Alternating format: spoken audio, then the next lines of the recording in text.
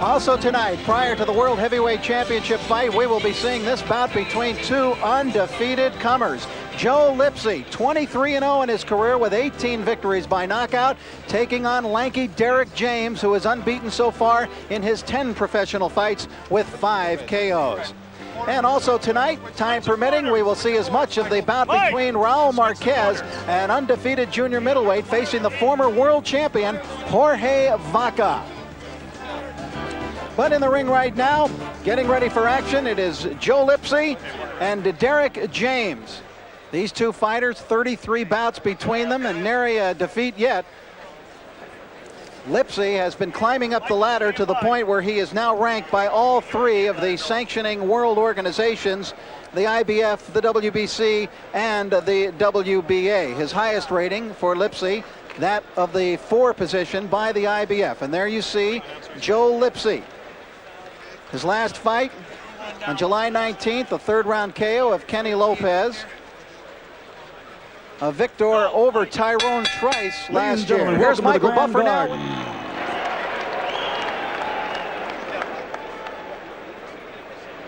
All right, gentlemen, this will be a clean fight. Protect yourself at all times. Obey my commands at all times. Do you have any questions? All right, touch gloves. Come on. All right, simple instructions from referee Mitch Halpern. We're ready for action. Here's Lipsey, looking good in his career so far, Arnie. Oh, Lipsey's having a dynamite. I mean, 23-0, 18 knockouts. There's not much you can complain about. He came in very light for this fight, though, Rich, at 156 pounds, giving up 7 pounds to the much taller and a man with a much bigger reach advantage, Derrick James. Yes, there's a significant difference in height here. Derrick James, as you see, very lanky. He's 6'2", and Joe Lipsey, 5 feet 9 inches tall. Also 76 inches on the reach for James, only 70 for Lipsey. So that's James taking a very, very serious step upward here. And you've got to question a little bit of the kamikaze nature of his camp, putting him in with a fighter like Lipsey after only 10 pro fights. Well, they were very impressed and very confident due to the fact that James has an extensive, and more than just an extensive, amateur background. I mean, you're talking 400 fights plus in the amateur ranks for Derrick James. Said he's been fighting since he was 4 years old in competitions. I have a hard time picturing the 4-year-old fights. And in case our people haven't noticed, Joe Lipsey's a southpaw, and James has had 2 victories over southpaws as a pro. Back against Zeb Coleman in '93. Jesus Balderas was who he stopped in 2 in '94. So he says that the southpaw situation doesn't bother him. Lipsey right now on the outside. He's going to have to figure out a way to get inside of that long reach and that fine jab of Derrick James. Coming forward, and Lipsey, who goes by the nickname of the Sledgehammer, less a brawler than he was earlier in his career. Becoming more of a thinking man's fighter, mixing combinations up.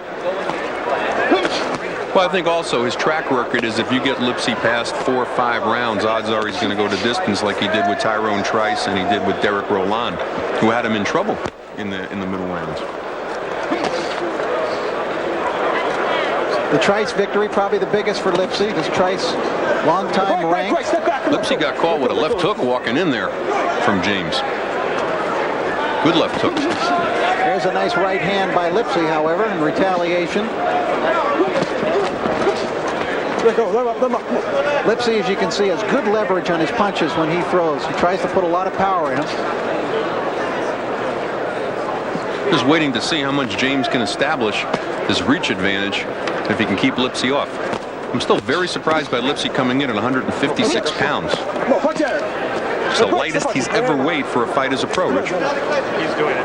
Lipsey, as I mentioned, ranked 4th in the IBF and reportedly set to fight the winner of Bernard Hopkins, Segundo Mercado for the vacant IBF middleweight title, the title that was vacated by Roy Jones. Nice right hand by Derrick James, splitting the defense of Lipsey. There's that jab out. Again, Lipsey's going to have to adjust and figure things out here. Oh! Right hand, down goes Joe Lipsey. In a surprise, Derrick James, who is not known to be a big power hitter, puts Joe Lipsey down with a right. Timed that right hand lead perfectly. He was keeping Lipsey on the outside with that reach advantage, and let's see what kind of a finisher he is. Lipsey, remember, is 23-0. Going to keep you in good shape. Good right hand lead again, Lance.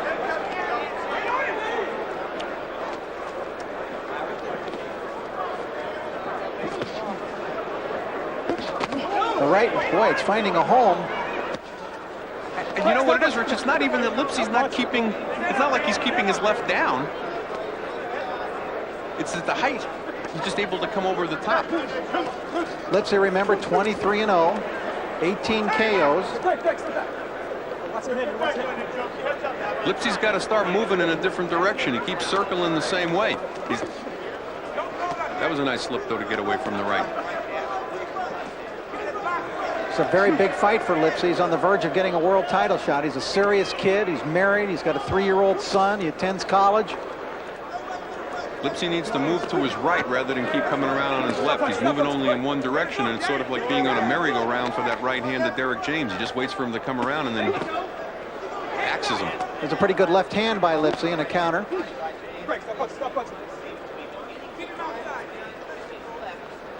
60-pound weight class, sort of unusual right now. A lot of people leaving it.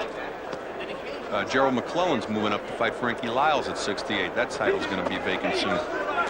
And of course, James Toney and Roy Jones, 2 weeks down the line, will meet for the championship in a very anticipated 168-pound title shot, which might be the fight of the year or maybe even the decade. I mean, as far as an anticipated perfect matchup going in.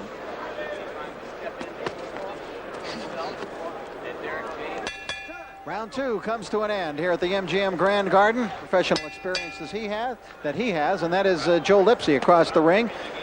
We're in round number 3. This is scheduled for 10. James is unrated by the world rating organizations. However, he does hold a number 10 rating in the NABF. That's the North American Boxing Federation. Lipsey's starting to get a good sustained body attack going, which is what he's going to need against a fighter that's got the height advantage that James has over him. James never been 10. This is scheduled for such. Most he's been is 8 rounds 2 times. I think we should point out that Joe Lipsey was distracted, to say the least, during the course of his training by the fact that his brother was murdered 2 weeks ago. So comes here tonight with a heavy heart, but nonetheless is in the ring and fighting. And coming forward now and driving Derrick James into the ring ropes. Good uppercut by Lipsey. Similar situation as when Tommy Hearns' brother got arrested for murder the night before he went in to fight Sugar Ray Leonard the second time, but the fights go on. Let's go. Simply a push. No knockdown. Break, don't punch, don't punch. Seems to me now James is doing a little bit of headhunting. He's not doing the things that helped him win the first round. He's rushing the jab a little bit. He's coming in a little bit too quick with the right instead of timing Lipsey the way he was before. This is going to be where his inexperience might come into play, Rich. And Lipsey appears to be picking up a little steam here in round 3. Coming forward, now James wheeling him around. And Mitch Halpern wants to talk to the two about that wrestling. Let's go. Come on.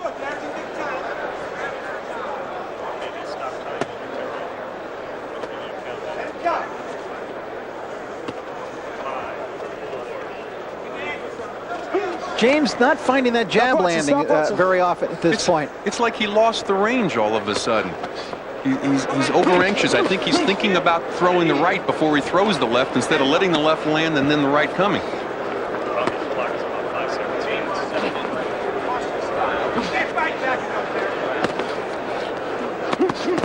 James not really snapping the jab. More pawing it out there and maybe using it at this point as a rangefinder for his right. Well, that's exactly what I'm saying. Is he's thinking about throwing the right before he's throwing the left, and that's why he's catching air with the left hand. He needs to double up on that left and throw some right hand leads. Sending it out there, hoping perhaps to mesmerize Lipsey a little bit with that left jab. Just trying to keep it in his face, keep Lipsey away from him. Now using some lateral movement.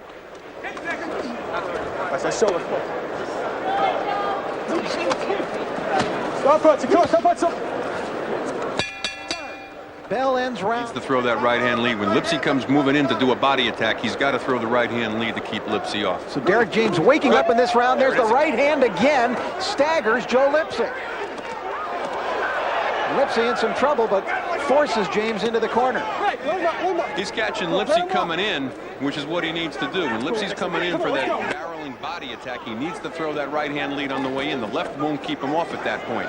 And that's what he did. He did it perfectly. Did it again just now. So the right hand of Derrick James has come to the fore again here in round number 4. Lipsey goes down, and it is being called a knockdown by referee Mitch Halpern. Looked like a shove to me. Lipsey doesn't agree with it. The fans don't agree either. But they have called. That's the second knockdown in the fight. Both of them, Joe Lipsey on the ground. The first knockdown was far more devastating than that one, but we should not forget that he seemed to hurt Lipsey again earlier in that round with a right hand. Absolutely. It was the best round since the first round. And here, third knockdown of the fight, but this time it is Derrick James who goes down. And also complaining that he was shoved and this was not caused by a punch, shaking his head that he's okay. Now let's see what happens here if Lipsey's going to jump on top of him. And these have not exactly been clean knockdowns. No, and he catches Lipsey coming in again with that right-hand lead. And Lipsey rather very unaggressive at this point, considering that he just had James down on the floor, whether it was an off-balance situation or not. James moves forward, now snapping the jab out with more authority. Trying to throw the right hand behind the jab. See, that jab looks a lot different than it did a couple of rounds ago. He's throwing it out there, meaning it. Yeah, it was the way it looked in the first round. Then jab went to sleep in the second and third. Had a very good fourth round. Oh. James wobbled back, an exchange of punches. Lipsey with more power.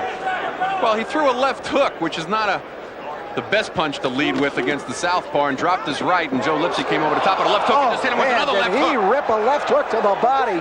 James was up on the ropes. He got his hands up high, and now Mitch Halpern wants to talk to the two again. Derrick James is dropping his right hand when he throws that left hook, and Joe Lipsey's coming right over the top with his own left hook. Oh, man, that was a ripping left hook to the body that Lipsey landed with James against the ropes. He should not be leading with the left hook against Joe Lipsey. It's a low percentage punch for him in this fight.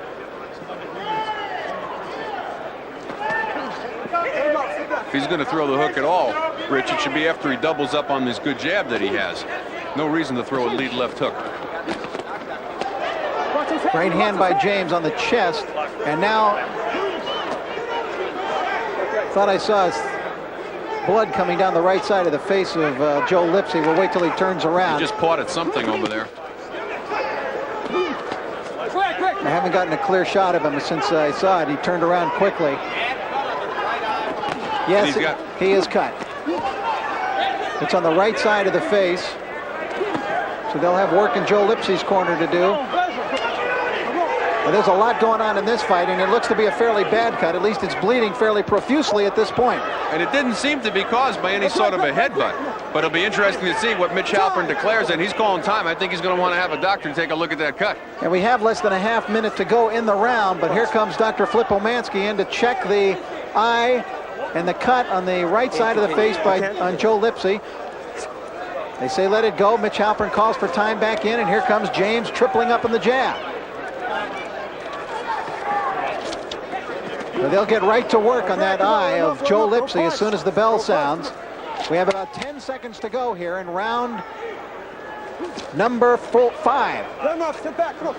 Okay, and the accidental headbutt rule in this state, we're under Nevada rules here, is that they complete 3. Great job, not even a trickle. Let him up, come on. Go for it.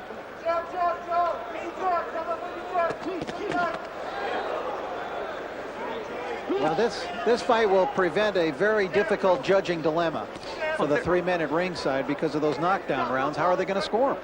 Well, like the last round, I gave it to Joe Lipsey, but I gave it to him by a 10-9 margin. The same way, in the 4th round, I gave Derrick James the round, but by 10-9. The first round, that was a clear knockdown. I gave it to James 10-8. Right now, James is getting sucked into Lipsey's fight, though, Rich. Where you think right now he'd want to stay on the outside and work that eye a little bit with the stiff jab. Right hand by Lipsey over the outstretched left of James. Just a slight trickle of blood now beginning out of the cut over the right eye of Joe Lipsey. Lipsey's starting to do a good job of slipping underneath the left jab of Derrick James. Because it's when Derrick James's jab is on and real stiff, Lipsey can't slip it. When he throws that slow pawing left hand, Lipsey's able to go underneath and work the body of James.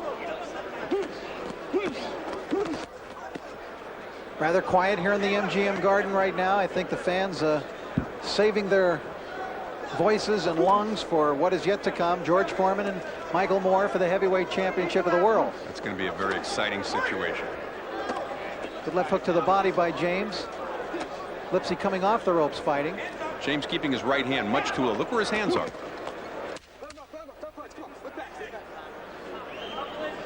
Two fighters took a breather here in round number 6. Headbutt, or whether it was caused from a punch. All right, we are in the 7th round now. This is a 10-round middleweight bout. Derrick James, the black and white trunks. Joe Lipsey, the southpaw, the black trunks with the purple trim. Very close fight right now, and as you mentioned, very tough to call. I've got it even at the end of 6, 57-57. But a lot of those rounds could have gone either way. Some of them could have been 10-8s instead of 10-9s. And in case you've joined us late, neither man has tasted defeat in their professional careers. Lipsey 23-0, Derrick James 10-0. Lipsey right now ranked 4th in the IBF, 6th by the WBC, 9th by the WBA. Good job by Lipsey of keeping James in the corner, and he opens up now. Lipsey coming up with a left uppercut and going to work on James, who's in some difficulty. And James doesn't want to sit in that corner and try to slip punches. He wants to get out of there. That is not the fight he wants to fight. That's Lipsey's fight, sitting in that corner and trying to slip away from Lipsey's punches. And that was the best combination punching of the bout by Joe Lipsey so far tonight. Derrick James at 6'2" to Lipsey's 5'9", doesn't want to fight on the corner or on the ropes.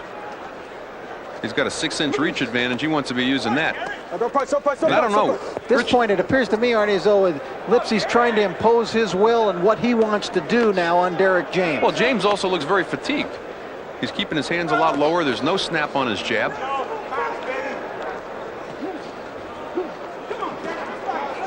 Not taking advantage of trying to work that cut over Lipsey's eye. And he keeps looking up. I don't know if he's ceiling. There is a video screen up here high in the balcony at the MGM Grand Garden. I don't know if Derrick is looking up to get a shot of himself on the video screen. He's also not using that right hand lead that he was using so effectively earlier in the fight when Lipsey would come walking in. Certainly isn't. Now, it may be a matter of fatigue, too, that he is not snapping the jab out the way that he was earlier. See how he's pawing it instead? It's more of a pawing jab again in this round. Derrick James needs to snap that jab. He might be in a period of time here where he's breathing heavy out of his mouth right now, and it's only the 7th round. And as we mentioned, he's only been 8 twice, and he's never been 10. He might be very concerned about that right now.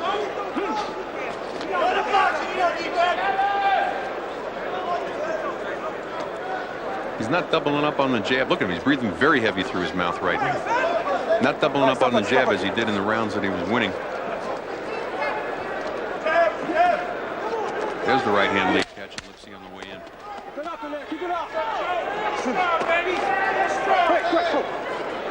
Mitch Halpern between the two to break them. Lipsey aggressive. She is. Good work by the cornerman of Lipsey. You know, it was funny. Derrick James told us in the pre-fight interview that he was looking forward to going 10 rounds. That he was comfortable with it and thought he'd have no problem. And right now he's looking very tired. Lipsey coming forward and again backing James into James' own corner.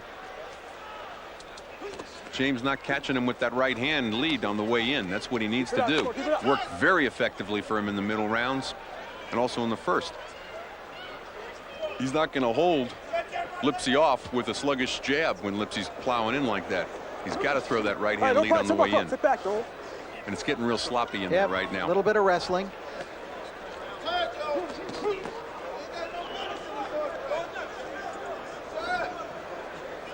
James trying to jab his way toward Lipsey to open something up for his right hand, the one that scored the knockdown earlier in the fight, which hurt Lipsey 2 rounds later. But interestingly enough, the best right that he's thrown this evening have been not rights that have been set off on the jab, but rights that are just straight right-hand leads, catching Lipsey on the way in. If he works the jab, double up on the jab and let it work itself. Lipsey hitting on the break draws a warning from Halpern.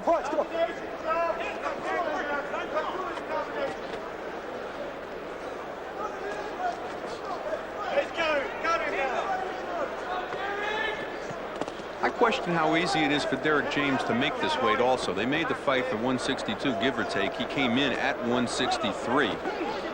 At 6'2", it's a very tough weight to make. And again, Joe Lipsey came in the lightest of his career at 156 pounds.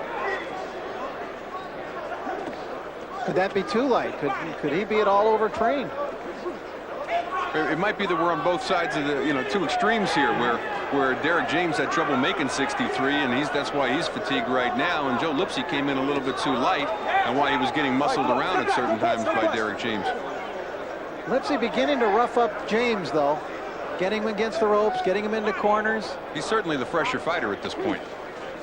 And I've got him ahead at the end of 7, 67, 66, quite unofficial. It's a very tough fight to call. And although Lipsey is outweighed by 7 pounds, he would appear to be the stronger of the two. And James is getting in some trouble here. James is backing off and does not have quite the verve he was showing earlier. And Lipsey coming in forward. Look at that left hook. James is sitting down. He may go down. He is down. Boy, has this been a fight of unusual knockdowns here. He slid. That has to be the slowest knockdown in the history of boxing. He slid rope to rope to rope. Half out of fatigue, half out of the punch, though. He's totally exhausted. James is just about finished. 9th round, scheduled for 10. Judging from as tired as James was at the end of the last round, the 8th, he may have trouble getting the distance here, Arnie. Well, as we've said before, uncharted waters for him. He's only been 8 twice. Lipsey's been 10 3 times. Lipsey's clearly the fresher fighter at this point. I've got Lipsey ahead 77-74 at the end of 8, but again, strange fight to score. This fight started out with so much promise for James. He had Lipsey down in the first with a strong knockdown. He had Lipsey down again in the 4th with a flash knockdown. But it is James whose legs are giving way. And you would think, again, in the first round, Derrick James' management was looking brilliant. But right now, you wonder why do you take a step like this after only 10 professional fights and throw him in with Joe Lipsey, who's ranked across the board in the top 10, looking at possible title fights at 160 pounds.